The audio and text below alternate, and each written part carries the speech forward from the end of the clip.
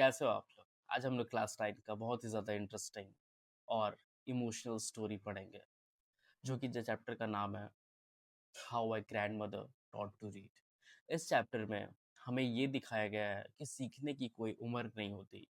अगर किसी को कुछ सीखना हो, तो वो कभी भी सीख सकता है। उसके लिए एक एज लिमिट कभी नहीं बनाई जाती। तो ये चैप्टर बेसिकली एक ग्रैंड मदर का है। तो ग्रैंड मदर कैसे अपनी बच्चियों के लिए या अपने सेक्रीफाइसेस के लिए बहुत ही ज़्यादा सेक्रीफाइस करती है। सो ये चैप्टर चैप्टर बेसिकली क्लास 9 का है, लेकिन इसमें ऐसी ऐसी पॉइंट और ऐसा ऐसा लेसन है कि आपको लाइफ में कभी भी इस चीज़ को फील करने का मौका मिल सकता है। तो चलिए स्टार्ट करते हैं how I taught my grandmother to read. So basically before I start this chapter I want to ask you something कि आपके ग्रैंड पेरेंट्स है वो किस किस लैंग्वेज में बात करते हैं और आपने अभी तक अपने ग्रैंड मदर्स को क्या सिखाया है। आपको अगर ये आंसर आता ही होगा तो प्लीज़ कमेंट सेक्शन में इसका मेंशन करें और इस चैप्टर को थोड़ा सा इंटरेस्टिंग हो के समझें। आप इसमें कॉपी को या नोट को आप ले भी सकते हो, नहीं भी ले सकते हो। बेसिकली ये इंग्लिश का चैप्टर है तो आप इसको अच्छे से हेडफोन दे के सुनो और इस चैप्टर को एज अ वेब सीरीज समझ सकते हो, कुछ भी समझ सकते हो। तो चलिए स्टार्ट करते हैं हम लोग। Uh, when I was girl of about 12, I used to stay in the village in North Karnataka with my grandparents. Those days, the transport system was not very good. If we used to get the morning paper only in the afternoon, the weekly magazine used to come one day late. All of us would wait eagerly for the bus, which used to come with the papers, weekly magazines and the post. ये story start होता है सुधा मूर्ति जी से। और सबसे एक interesting बात बताऊं कि ये चैप्टर सुधा मूर्ति जी का एक लाइव इंसिडेंट है। तो सुधा मूर्ति जी इस स्टोरी में बताना चाह रहे हैं कि वो सुधा मूर्ति जी जब 12 साल की थी, तब वो अपने समर वेकेशन में अपने ग्रैंड पेरेंट्स के पास जाती थी। और वो जहाँ पे रहती थी, बेसिकली उस जगह का नाम नॉर्थ कर्नाटका था। और कुछ स्पेसिफिक नाम मेंशन नहीं है इसमें, बट उस जगह का नाम है द नॉर्थ कर्नाटका में कुछ एरिया टाइप का पड़ता होगा। तो उस एरिया में उस टाइम में ट्रांसपोर्टेशन सिस्टम बहुत ही ज़्यादा मतलब बैड हुआ करता था। जो वहाँ के न्यूज़पेपर्स आते थे ना, वो जैसे कि सुबह हम लोग बेसिकली न्यूज़पेपर कब लेते हैं? सुबह में। लेकिन due to the transportation system, वो उनका जो सुबह आता था, वो आफ्टरनून हो जाता था। और जो वीकली मैगज़ीन हुआ करता था, वो 1 दिन के बाद आया करता था, बाय पोस्ट। सो आगे बढ़ते हैं। At the time Triveni was a very popular writer in the Kannada language. She was a wonderful writer, her style was easy to read and very convincing. Her stories usually dealt with complex psychological problems in the lives of ordinary peoples and were always very interesting. Okay, so basically उस time का एक बहुत ही ज़्यादा magazine famous हुआ करता था और उस नोवेल्स का राइटर त्रिवेणी थी। त्रिवेणी बहुत ही अच्छी और इंटरेस्टिंग स्टोरी लिखती थी, नोवेल्स लिखती थी। तो वो बहुत ही ज़्यादा कॉम्प्लेक्स साइकोलॉजिकल प्रॉब्लम्स को बहुत ईज़ी तरीके में समझा देती थी। और वो कभी-कभी जो बात बताना हुआ करता था, वो एक लाइफ लेसन में इंटरेस्टिंग वे में सिखाती थी उसको। तो unfortunately for Kannada literature, she died very young. Even now, after for 40 years, people continue they appreciate her novels. And जैसे कि मैंने अगर स्टार्ट में अगर नहीं बोला होगा, तो अनफॉर्चुनेटली त्रिवेणी जो कन्नड़ा राइटर थी, वो एक्सपायर हो जाती है, डेथ हो जाता है उनको। लेकिन कन्नड़ा लैंग्वेज का या कन्नड़ा लिटरेचर का सबसे बैड डे इस दिन था जब उनका डेथ हुआ था। लेकिन उनका डेथ होने के बाद भी उनका नोवेल्स अभी भी बहुत अच्छी तरीकों से चल रहा था। One day of her novels called Kashi Yatre was appearing as a serial in the Kannada weekly Karamveera. Then it is a story of an old lady and her ardent desire to go to Kashi or Varanasi. Most Hindus believe that going to Kashi and worshipping Lord Visheshwara is the ultimate punya. Okay, this old lady also believed in this, and her struggle to go there was described in that novel. Okay, in the story, there was also a young orphan girl who falls in love, but there was no money for the wedding. In the end, the old lady gives away all her saving without going to Kashi. She says the happiness of the orphan girl is more important than worshipping the Lord Visheshwara at Kashi. तो basically इतना जो मैंने read किया, वो अगर आप read करोगे तो शायद कुछ ही समझ पाओगे। तो इस वीडियो का मोटिव यही है कि आपको हार्ड लैंग्वेज को इजी लैंग्वेज में मैं समझाऊँ। तो बेसिकली ये पैराग्राफ बोल रहा है कि ये पैराग्राफ पूरा जो त्रिवेणी था उसका एक नोवेल का पार्ट है। उस नोवेल में ये बताया गया है कि उस नोवेल में एक ग्रैंडमदर रहती है। वो ग्रैंडमदर काशी यात्रा करने का बहुत उनका बचपन से सपना था, एक टाइप का डिजायर था कि वो काशी जाए, लॉर्ड विश्वेश्वरा का पूजा करे। और ऐसे हिंदू माइथोलॉजी या हिंदू वर्शिप में ये माना जाता है कि अगर कोई काशी जाके लॉर्ड विश्वेश्वरा का पूजा करता है तो वो उनका सबसे बड़ा पुण्य काउंट होता है। तो और इस पैराग्राफ में और उस नोवेल में ये भी मेंशन है कि उस स्टोरी में एक ऑर्फन गर्ल रहती है। ऑर्फन गर्ल यानी जिसके मम्मी पापा नहीं है, उनका देखभाल करने के लिए कोई नहीं है, और उस ऑर्फन गर्ल को किसी लड़के के साथ ऐसे प्यार हो जाता है।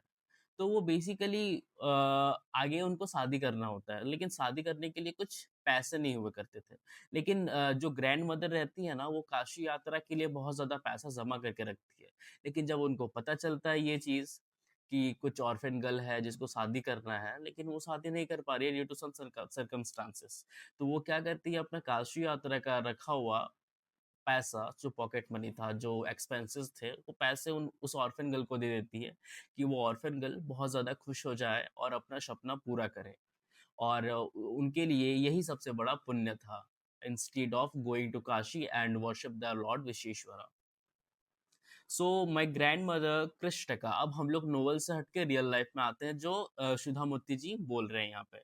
My grandmother Krishtaka never went to school, go she could not read, every Wednesday the magazine would come and I would read the next episode of the story to her. During that time she would forget all her work and listen with the greatest concentration, you know.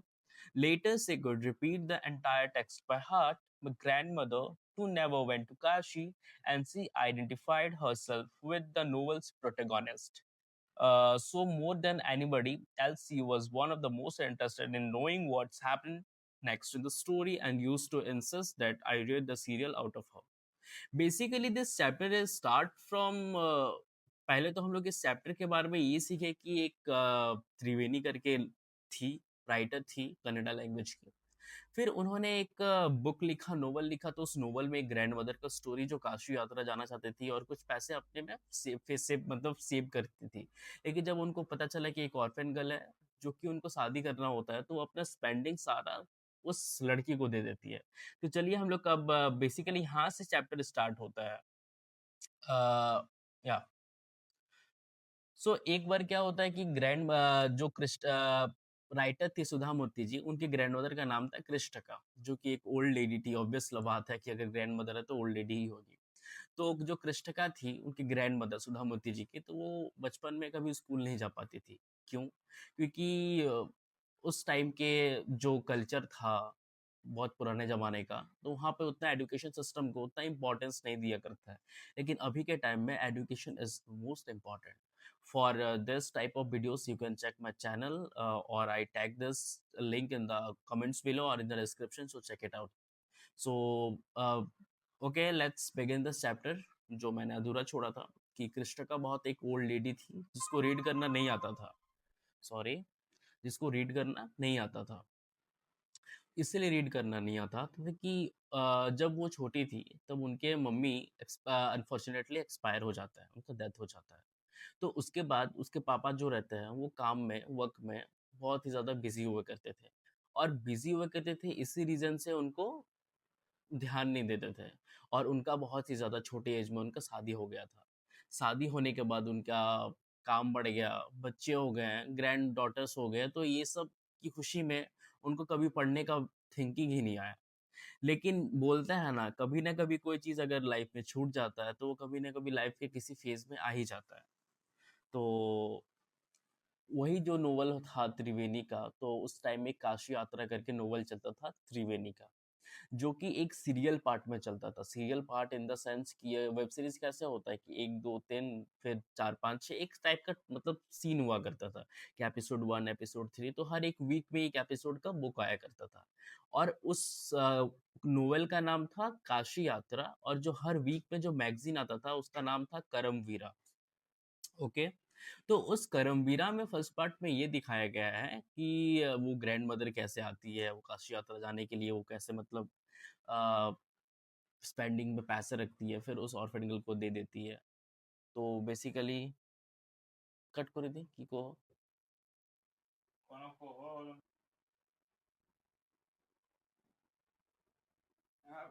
हम्म, तो हर Wednesday को जो episode आता था, तो वो कभी क्रिस्टिका को तो पढ़ना आता नहीं था। तो बेसिकली एक डिपेंडेंट होती थी अपने ग्रैंड डॉटर सुधा मूर्ति जी पे, कि सुधा मूर्ति जी उनको कहानी पढ़ के सुनाएगी, और वो पूरा कंसंट्रेशन में वो जो क्रिस्टिका थी उनको रीड करना नहीं आता था। तो अगर आप लोग सोच रहे होंगे क्रिस्टिका को अगर रीड करना नहीं आता तो वो मैगजीन वो कैसे पढ़ती थी, वो मैगजीन इस तरह पढ़ती थी कि उनकी जो ग्रैंड डॉटर थी उससे वो रीड करती थी, वो समझाती थी, और वो बेसिकली फुल कंसंट्रेशन के साथ वो चैप्टर को सुनते थे। सुनने के साथ साथ वो बहुत अपने आप को एज अ प्रोटेगोनिस्ट फील करती थी। यहाँ पे कहीं ना कहीं वोकेबलरी है प्रोटेगोनिस्ट। प्रोटेगोनिस्ट का मतलब होता है कि हम लोग कभी कभी कोई मूवी देख लेते हैं, फॉर एग्जांपल बाहुबली देख लिया, तो हम लोग कभी कभी अपने आप को बाहुबली इमेजिन कर लेते हैं। कोई कोई ऐसा नेचर का होता है या वो कैरेक्टर्स को होल्ड करता है, कभी कभी वो विलन्स को अपने में समझ लेता है कि मैं अगर विलन होता। तो इसी वर्ड का नाम है प्रोटेगोनिस्ट।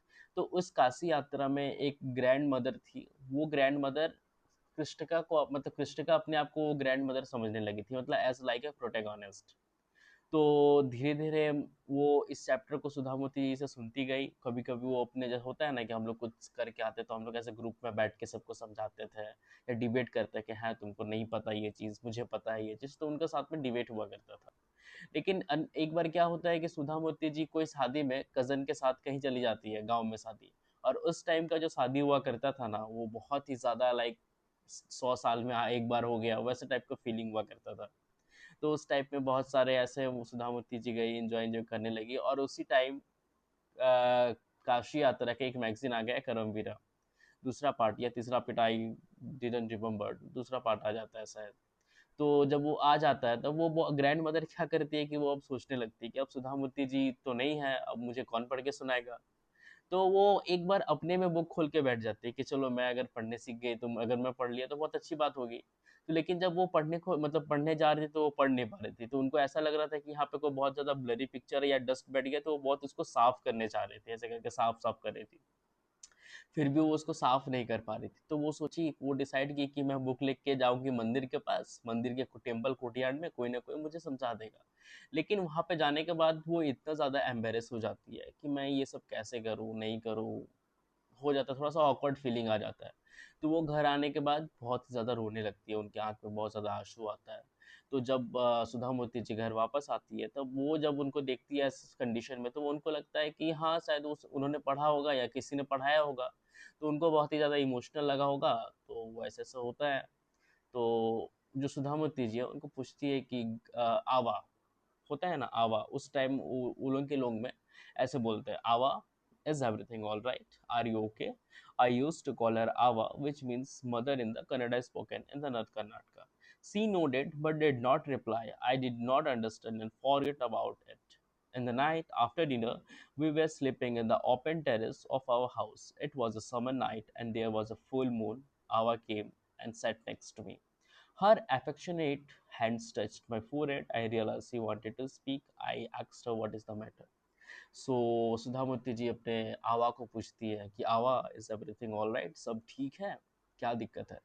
तो वो ऐसे सुनती है बट ऐसे टाइप का इग्नोर करती है कि हाँ मैंने सुना, बट वो ऐसे मतलब उसको शो कर रही थी कि नहीं मैंने कुछ भी नहीं सुना। लेकिन ये चीज़ जब वो होता है तब सुधा मूर्ति जी को पता चल जाता है कहीं ना कुछ गड़बड़ है। तो एज अ समर टाइम था, तो वो लोग ऐसे टेरेस में जाके सोते थे।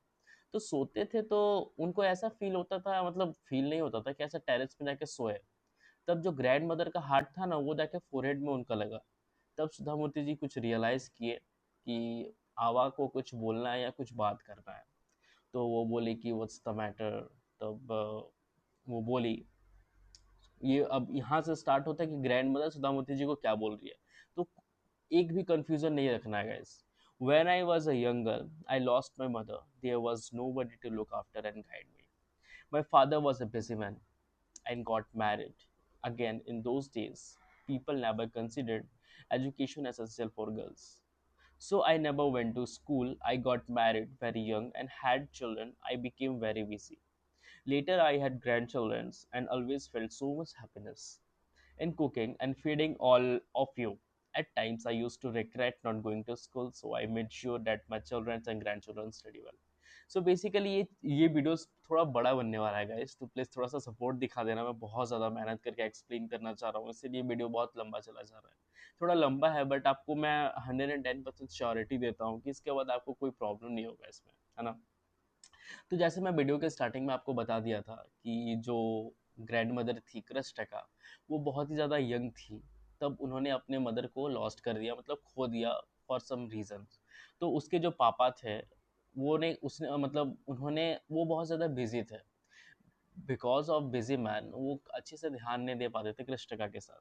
और उनका बहुत छोटे उम्र में कृष्टका का नहीं, या कृष्टका का, सॉरी, तो उनका बहुत छोटा उम्र में शादी हो जाता है। तो ड्यू टू छोटा उम्र में शादी हो जाता है उनका, तो वो पढ़ नहीं पाती है। जिम्मेदारियां बढ़ जा रही है, रिस्पॉन्सिबिलिटीज बढ़ जा रहे हैं, तो उनका बेबीज होता है, बेबीज का बेबीज होता है, लाइक डॉटर्स का ग्रैंड डॉटर्स होता है। तो वो इस टाइप पे खो गई, उनका डिज़ायर पूरा चेंज हो गया कि कहाँ मुझे कुछ पढ़ना था, कहाँ मुझे कुछ सीखना था। लेकिन उससे वो चीज़ वहाँ चेंज हो गया कि नहीं, अब मेरे बच्चों को पढ़ना है ये चीज़। और वो मेक श्योर करने लगे कि हाँ, मेरे जो चिल्ड्रंस है या ग्रैंड चिल्ड्रंस है वो अच्छे से पढ़ें और रीड करना सीखें।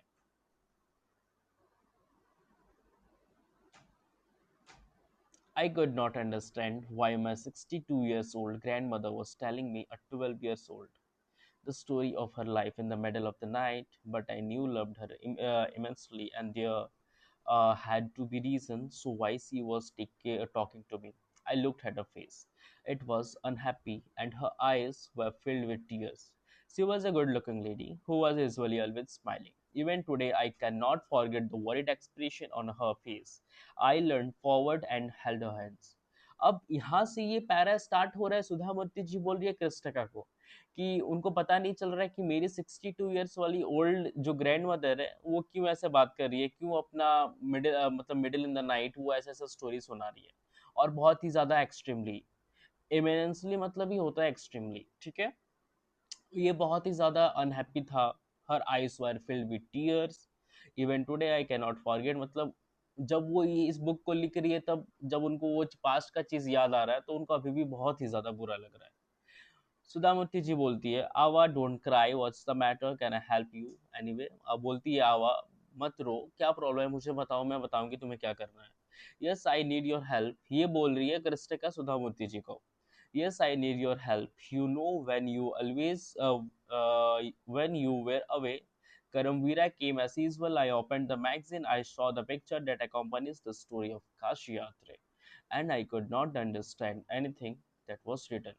Many times I rubbed my hands over the pages, wishing they could understand what was written. But I knew it was not possible. If could I was educated enough, I waited eagerly for you to return. I felt you would come eagerly and read for me. I even thought of going to the village and asking you to read. I could. तो basically ये इस paragraph में कृष्णिका बोल रही है सुधा मूर्ति जी को कि जब तुम शादी में गई थी, जो कि मैंने आपको बहुत पहले ही समझा दिया है। तो अगर आपको ये चीज़ समझ में आएगा तो आप इस चीज़ को स्किप कर सकते हो। तो जब ये चीज़ को कृष्णिका समझा रही है ग्रैंड मदर को कि जब तुम शादी में गई थी तब करमवीरा का एक मैगजीन आया था, उसमें से वो मैगजीन मैंने सोचा कि तुम जल्दी आ जाओगे, मुझे पढ़ के सुनाओगे, तो मैं मतलब अच्छे से मजे करके सुनूंगे, लेकिन तुम नहीं आई। फिर बात यहाँ से स्टार्ट होता है कि I have decided I want to learn the Kannada alphabet. अब यहाँ से कृष्णका को रियलाइज होना स्टार्ट हो चुका है कि अब उनको पढ़ना चाहिए, सीखना चाहिए। तब कृष्णिका जी सुधा मूर्ति जी को ये बोलती है कि नहीं, मैं आज से मुझे पढ़ना है, सीखना है।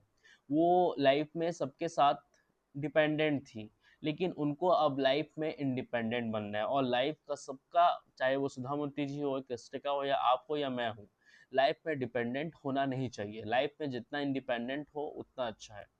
तो जो स्टार्ट होता है वो स्टार्ट हो चुका था कि कृष्णिका जी सुधामूर्ति जी को बोलती है कि मुझे आज से सीखना है, मुझे कुछ पढ़ना है, तो मुझे पढ़ना है।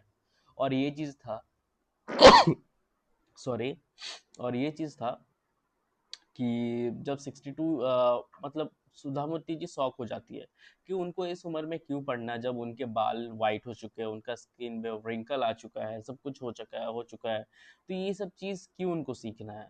तब जब उनका स्टोरी को वो एनालाइज की, रियलाइज की, तब उनको ये चीज़ फील हुआ कि हाँ, उनको सीखना पड़ेगा। और ये चीज़ सुधा मूर्ति जी ने भी पूरा ऐसे कमिटमेंट ले लिया था कि आने वाला विजयदशमी या सरस्वती पूजा के दिन उनको वो मैगजीन पढ़ना ही पढ़ना है एनी हाउ। तो वही सुधा मूर्ति जी स्टार्ट हो जाती है उनको सिखाने में, पढ़ाने में, तो फाइनली वो सीख जाती है। और सरस्वती सरस्वती पूजा के दिन वो अपने ऐसे लाइक जो अब पढ़ने का तो कोई एज नहीं होता या पढ़ाने का कोई एज नहीं होता है, तो वो जब हो जाता है सब कुछ, मैगजीन वैगजीन मतलब नहीं पढ़ती, अब पढ़ने वाली होती है, तब वो अपना ऐसे पैर को वो छूती है, अपने गुरु को टच करती है और थैंक यू बोलती है, तब सुधामूर्ति जी जो होती है वो बहुत ज़्यादा इमोशनल हो जाती है कि हाँ क्या हो रहा है ये सब। तो एज ए टीचर वो स्टूडेंट के लिए ना ऐसे गिफ्ट लेके आई थी, लाइक करमवीरा का मैगजीन। और जो सुधा मूर्ति जी जो कृष्टिका थी वो भी अपने टीचर के लिए एक गुरु दक्षिणा बोल के एक गिफ्ट लेके आई थी, एक फॉर्क।